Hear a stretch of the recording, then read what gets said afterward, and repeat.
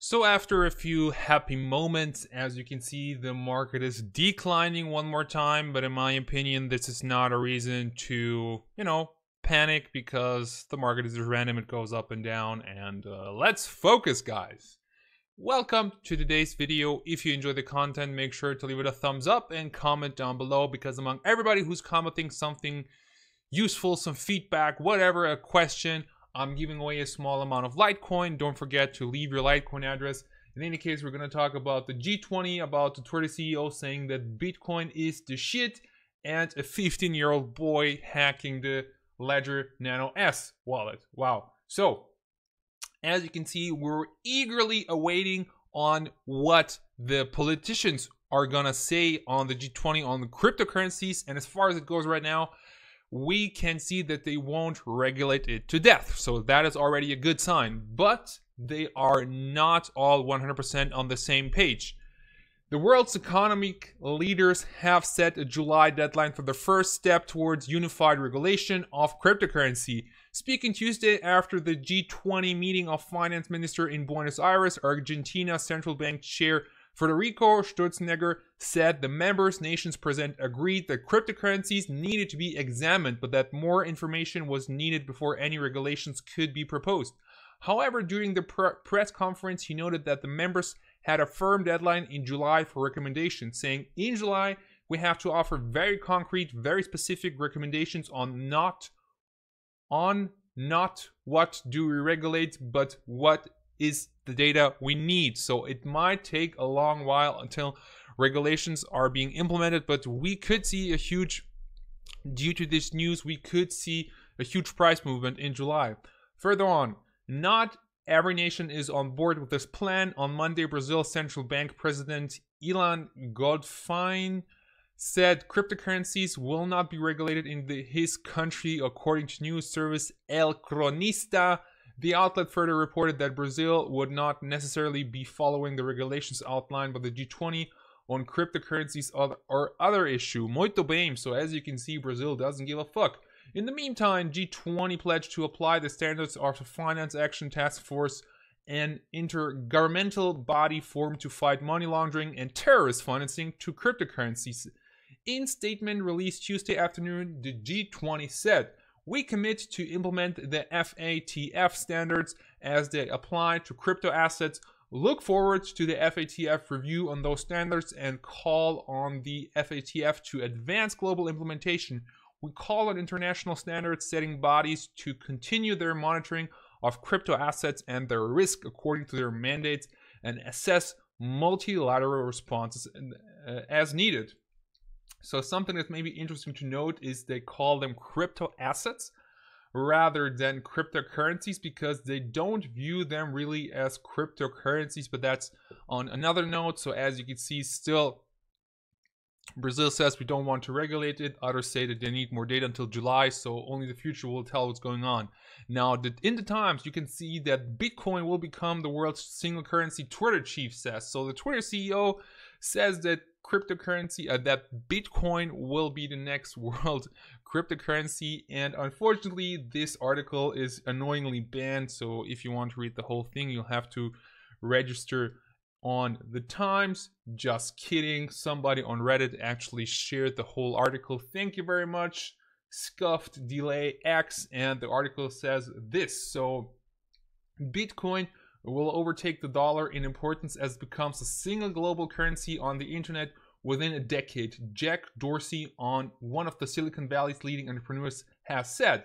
Despite recent weakness in the value of Bitcoin and concerns that it cannot currently process transactions fast or cheaply enough to act as a currency, Mr. Dorsey, who is chief executive of both Twitter and the payment company Square, believes that Bitcoin will overcome these obstacles and will be used to buy everyday items such as coffee. So right now, as you know, the transaction fees for cryptocurrencies, namely Bitcoin, are a lot cheaper than they used to be in December and January. Plus, they take a lot less. So I remember in January or December, when you bought Bitcoin, when you sold Bitcoin or sent Bitcoin, it just took forever. It was really annoying, and now we are finally experiencing a little bit better times. And the question is, of course, will this increase? Will The cost of sending Bitcoin, will it become cheaper over time? Will it become cheaper over time, and will it become faster over time? Because in my opinion, the key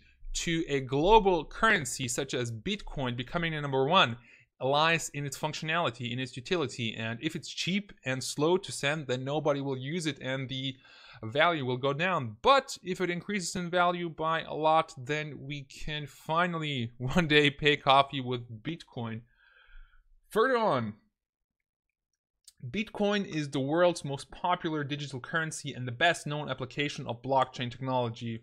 It exists on a string of computer code in an immutable distributed digital public ledger created 9 years ago. It came to prominence last year as its values rocketed to $20,000, turning some of its early adopters into billionaires in months. Its popularity led to an explosion of rival cryptocurrencies. We all remember those golden times. In November, Square said it would enable users in America to buy and sell Bitcoin on its Cash App. Bitcoin's value has dropped sharply since then. Amid fears of a regulatory clampdown and warning of a bubble, yesterday it was trading at $8,800. Mr. Dorsey insisted that virtual currencies built using distributed ledgers would be the next big breakthrough, decentralizing technology. The world ultimately will have a single currency. The internet will have a single currency. I personally believe that it will be Bitcoin. He told the Times this would happen probably over 10 years, but it could go faster. So I'm really looking forward to the future to see what this will bring, if it will really happen. Mr. Dorsey is a Bitcoin investor himself, and this week was revealed as a funder of a startup called Lightning Labs, which specializes in the technology that can potentially make Bitcoin cheaper and faster to use, so the Lightning Network. His comments highlight a debate among Bitcoin enthusiasts about how best to transform it from a store of value into a means of quick and easy payments.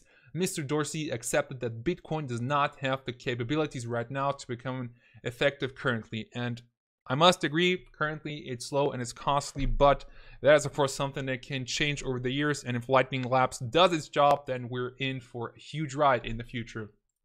Next up, 15-year-old hacks hardware crypto wallet Ledger Nano S. So hardware wallet Ledger Nano S had a break-in. Teenager security expert Salim Rashid found an issue with the tamper-free wallet. The story began on November 2017 when Rashid reported a flaw to Ledger CTO Nicolas Baca, which would allow attacks to steal funds from users' wallets. So something that he tweeted to them, and apparently they didn't take him really serious, and he got kind of mad. I mean, that's at least the story that the Ledger CEO said. And as you can see in this video, he simply installed another firmware, and then he's able to get the security phrase. And basically this of course won't be a big problem, and you can see how he exactly did it. He describes over here, and I can't believe that this guy is supposed to be 15 years old. Doesn't matter.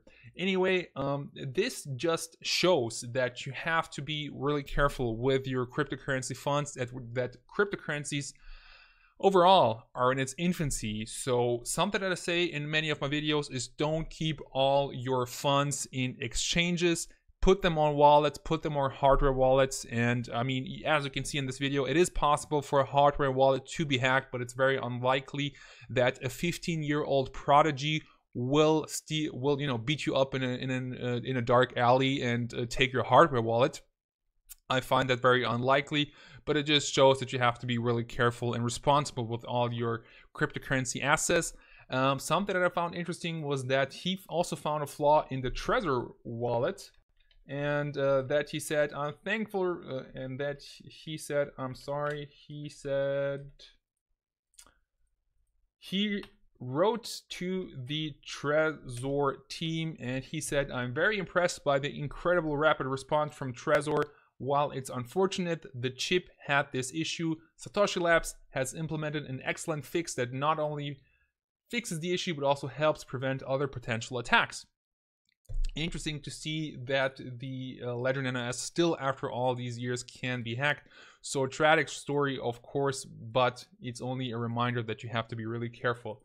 Now for the next video, and I think when I did this video, I was lagging a little bit because I had like 30 tabs open, so I apologize for that. But let's see who's going to be the winner of today's enchanted Litecoin. It's JBL7, and I think that JBL was a pretty cool wrestler. When I was a kid, I hated him, but now, you know, you're wrestling in different eyes when you're a bit older. 11 cents transaction fees for sending Litecoin. Oh, why doesn't this work? What is going on? Well, JBL, I'll refresh this, and then after the rescan is done, I'll make sure to send you the funds. So I apologize for this, but it's not in my hands what happens technically to this Exodus wallet. So guys, thank you very much for watching. Keep in mind that everything in this video is my personal opinion and not financial advice, and be very responsible when investing. There it is, into cryptocurrencies. And thank you so much for the attention. Good luck investing. See you next time. Bye bye.